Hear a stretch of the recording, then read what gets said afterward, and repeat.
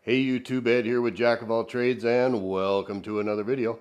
So today we're going to talk about the SCCY CPX2 9mm pistol and whether or not I just wasted $250 worth of my money.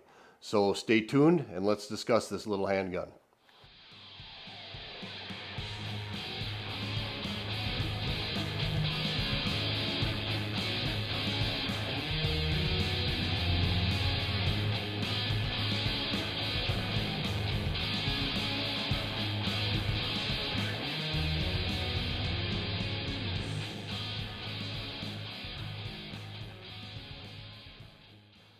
And welcome back. So as stated in the intro, we are going to be talking about the SCCY CPX2 9mm pistol. But before we do it, as per the usual and always, I got to ask you to go down and hit that like and subscribe button. Make sure you ring that notification bell so you get notified of upcoming videos. And hit me with those comments. Anything that you want to see me do here on the Jack of All Trades channel. If there's something you want me to review or test out, let me know and I will do my darndest to try and get it done. All right, so what have we got here? It's the SCCY CPX2 9mm. SCCY is a company out of Florida. What's the draw to these little handguns is they're very inexpensive. They're extremely affordable to own and buy. That's kind of the draw. Now, when you watch some YouTube reviews out there, some YouTube creators really like this handgun, and some of them absolutely hate it, despise everything about it.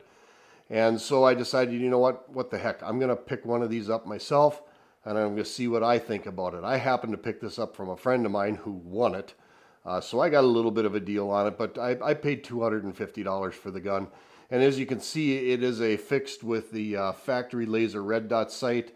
It's made by Arma Laser. It's a TR10 laser. We'll talk about that later on in the review. So what have we got here? We've got a 9mm pistol. It's about 6 inches long. It's just a little over 5 1/4 inches tall, and it is just a shade over 1 inch wide. It's very thin. It's pretty much been on a diet, so it's very slim, very easy to carry. The lower frame is made out of a polymer. The slide is made out of stainless steel, as is the 3-inch barrel. The whole gun without ammunition weighs about 15 ounces. The sights, you can adjust the windage on the rear sight. There is a screw in here that allows you to adjust the windage side to side, but there is no elevation adjustment. And it comes with 3 white dots on the sights, which, you know, they look all right when you're looking through it. Comes with 2 10-round magazines, which is kind of nice that you get 2 magazines. This is a double action trigger only. There is no single action on this trigger whatsoever, and we'll talk about that more in the review. This firearm does not have an external safety. If you want one with an external safety, you have to go with the CPX1. They do carry one with the external safety. And other than that, that's basically the specifics about the gun. So let's relocate the camera and let's go ahead and go to the bench top and let's show you a little bit more about this little pistol. All right, the SCCY CPX2 9mm. I kind of gave you the basics on the gun and the specifics and the specifications of it. So what are some of the things that I like about the firearm? Well, quite obviously the price point is pretty appealing to a lot of people. This gun runs, you know, right around that, anywhere from $200 to $300, depending on where you buy it and how you have it equipped. Like I said, this one came with the laser sight, so these MSRP for a little higher money. And for the YouTube monitors out there, I did not add this sight. This sight is the way the manufacturer made it and sent it, so I did not modify this firearm in any way, shape, or form. Another thing that's good about it is it's extremely light to carry. This thing is really light. 15 ounces without ammunition. And it just feels really good when you have to holster it, especially if you're holstering it in something like a belly band, you know, like the Vanish style holsters, or if you've got an in the pant holster. These really do condone well to easy carrying because they are so light and it is so thin. The trigger pull on it is a double action trigger pull, and it's actually very smooth for a double action trigger pull, but at the same time it's also very long, and we'll talk about that here in a little bit more. The sights are okay. You've got dual whites or triple white dot sights, and they're not bad. They show up really well. They're easy to see. I don't have any kind of a problem with them. They seem to point pretty good, and I'm not at all disappointed with the sights. I've got about 300 rounds through this little pistol now. I've been doing some shooting with it, and I have not had one single failure. Now, I've run about 300 rounds of Cellar and Bellow, 115 grain full metal jacket without issue, and then I also ran 3 magazines worth of hollow point carry ammo or just personal defense ammo, and I had no failures or issues with that. Now, I've seen other YouTubers who have done reviews on this gun, and they've had feed jam issues, they've had failures to fire, failures to eject, all kinds of problems that they say they've had with this, and I don't know what kind of ammunition they were using, but I'm here to tell you that with the ammunition that I've used, I have had no problems whatsoever. I haven't had any light primer strikes, I haven't had any feeding issues. One of the big complaints I often see is that when it loads in a new shell, it doesn't completely slide back into battery. I have not had any of those problems with this gun. I haven't overly oiled it. In fact, I haven't put a drop of oil on it since I got it. So this has got 300 rounds through it with no oil, and it keeps right on running. I've had no issues with it whatsoever. As far as accuracy is concerned, well, the first thing I'm going to talk about is being realistic about it. This is not a long-range gun. I see a couple of content creators out there, you know, they're shooting over 50 yards with this little handgun, and to be quite honest with you, even 50 yards is too far for it. This is not intended to be that kind of a firearm. This is a personal defense firearm, close in. 10, 15 yards max. This is supposed to be a defensive handgun, and if you are stretching the limits of this thing out past 15, maybe even 20 yards at the very, very most, you've got some pretty unrealistic expectations. That is not what this gun is designed for. I fired this gun in the videos that you're seeing now at 10 yards, which is 30 feet, which is well outside of the 21-foot rule.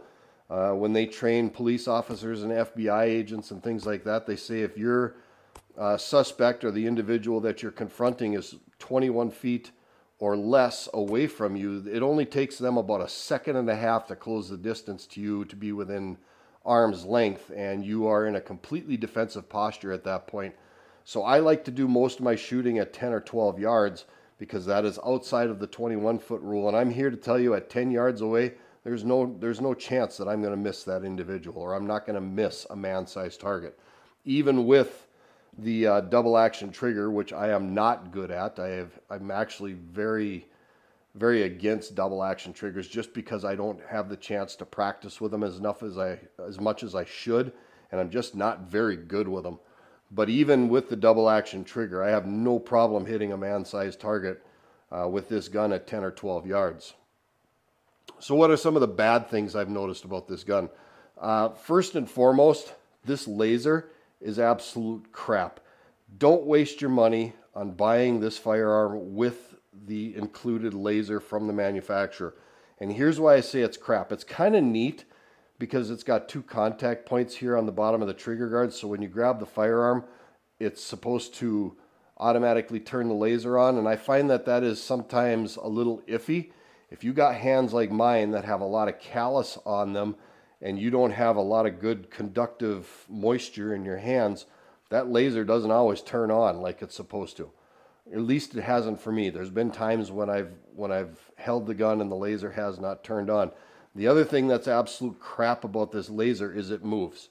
I zeroed it in, got through a magazine of rounds with it. It held at 0, and then about halfway through the second magazine, I noticed that the laser started to drift and I was off target. And so I would go ahead and reset it, and I was constantly readjusting the laser because it just doesn't hold at 0. And I've made sure that all these screws are tight and everything is locked down the way it's supposed to be. And I just cannot get this thing to hold a 0 with the laser to save my life. So I'm actually going to take the laser off. I left it on for the purposes of this video, but if you're buying this handgun, save yourself the money and do not buy it with the included laser because this laser is absolute garbage. The other thing that I noticed about this gun is, you know, an upside is that it's only 15 ounce and it's very, very lightweight. But as a result of that, you also have an appreciable larger amount of recoil. It's only 3 inches long and there's no weight to the gun, so all the recoil is going into your hand. The gun doesn't do anything to absorb the recoil, except for the fact that it's got springs in it, and the springs will absorb some of the recoil. But that all being said, this does have a pretty fair amount of recoil due to the fact that it's very lightweight. Also due to the fact that the grip is extremely slim and it only holds, you know, if you don't have the magazine extensions on, you don't have a spot for your third finger. If you've got the flat bottom bases in it, you're only holding it with 2. And the fact that it's so narrow and I've got such big hands, whenever I shoot it, it likes to shift around in my grip and I have to readjust my grip all the time. Now that's just something I have to get used to with training. These are polymer grips. There's not a whole lot of grip to them, if you will. I would appreciate it a little more if they were a rubber grip so they didn't slip around so much. But it is a little bit hard to hang on to and grip if you have big hands. The other gripe I have about this is it does have an exceedingly long trigger pull. And as a result of that, you are going to have to train with this excessively to get any kind of good with it at all. That long trigger pull is going to require a lot of practice on the part of the user to make sure that you can get shots on target when you need to. You can't just go to the store, buy this thing, and expect to shoot it good right away because the trigger is so long on it. It's crazy how long the trigger pull is on this. However, it is very, very smooth, and it is a solid 9 pounds worth of trigger pull, so it's not a light trigger by any means. And I understand why they do it, because this is meant to be a concealed carry handgun, and without a safety and with it being double action only, it's also a very inherently safe firearm because it requires a full 9 pounds of trigger squeeze to get it to go off. And that exceedingly long trigger pull, there's a very slim chance that in the process of unholstering the firearm, you're going to have an accidental discharge or an inadvertent discharge. And that's why they do it. But it is going to require some training. The slide release on it is decent. It's not too bad. I do notice that when I have a full magazine in and I go to activate the slide release, it's very stiff and it takes a little bit of thumb pressure. The mag release is decent. It's not bad, but if you've got a good grip on the gun and you go and push the slide release, it's a little bit long to get to the slide release, even for my big thumbs. So if you've got smaller hands, you're going to have to reach for the slide, or I'm sorry, I keep saying slide release, the magazine release. You're going to have to reach for it so you can actually get to it. The nice thing is that when you do push the magazine release, the mags do drop right out. So there's no needing to extract the magazine. They come right out. Overall, to the guys that are out there that are creating content about this and have got nothing but bad to say about it, I can't agree with them on that. I've had no issues with this gun whatsoever. It's got a reasonable amount of accuracy for what it is, which is a 3-inch concealed carry compact pistol. And other than the fact that the laser is total junk and there's a pretty fair bit of recoil involved with it, I really don't have a whole lot of complaints about the pistol. Yes, it's hard to grip, but that's just going to take some training on my part. Yes, it does have a very long, heavy trigger pull, but again, that's going to take some training on my part to get used to. Along with the long, heavy trigger pull, there is also an exceedingly long reset.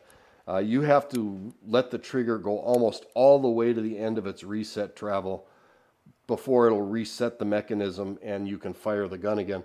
So, I mean, there are some things that are not too great about this firearm, but it is, for me, it's been reliable, which is issue number one for any carry gun. It needs to go off when you pull the trigger. End of the story. It needs to be reliable. And this one so far has been very reliable. Now, I take you back again to the fact that I have not put a drop of oil on this thing. And it just keeps right on shooting. So, as far as reliability is concerned, I have no complaints. As far as accuracy is concerned, for what it's intended for, I have no complaints. And I've listed my gripes about it. And really, at the end of the day, the gripes aren't barn burners. So in summation, what have we got here? We've got a very inexpensive little 9mm handgun that has 10 rounds in the magazine and 1 in the pipe, so it's got an 11-round capacity that, for me, has been very reliable thus far. 300 plus rounds through it, not a single malfunction with no oil. That's pretty good in my book as far as the reliability is concerned. It's reasonably accurate considering it's only a 3-inch barrel.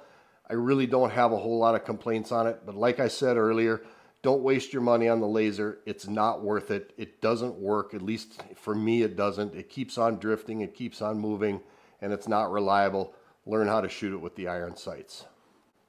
So I hope this information in this video was actually useful for you and you're able to get something out of it, help you make a decision on whether you want to buy the SCCY CPX2. I have no complaints with it, and I have no problem having this as a conceal gun.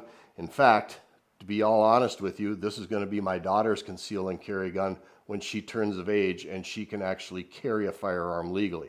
She can't right now, so I'm holding it for her until she does turn of age. And who knows? Maybe in a couple of years when she does turn of age and she is legal to carry, maybe something better will come out, but this is the one she liked. Now the neat thing about the SCCY 2 is you can actually get this in a myriad of different colors.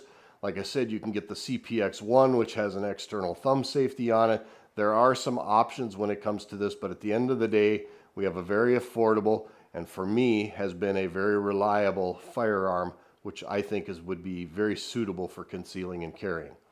So let's go ahead and wrap this video up. As always, I'd like to thank my longtime subscribers, those who've stuck around and continue to watch my videos. I thank you to all the people who watch these videos and everybody who gives me the comments and thumbs ups. They are really, truly appreciated. With that, this is Ed from Jack of All Trades. As always, thank you for stopping by, and we will see you on the next video.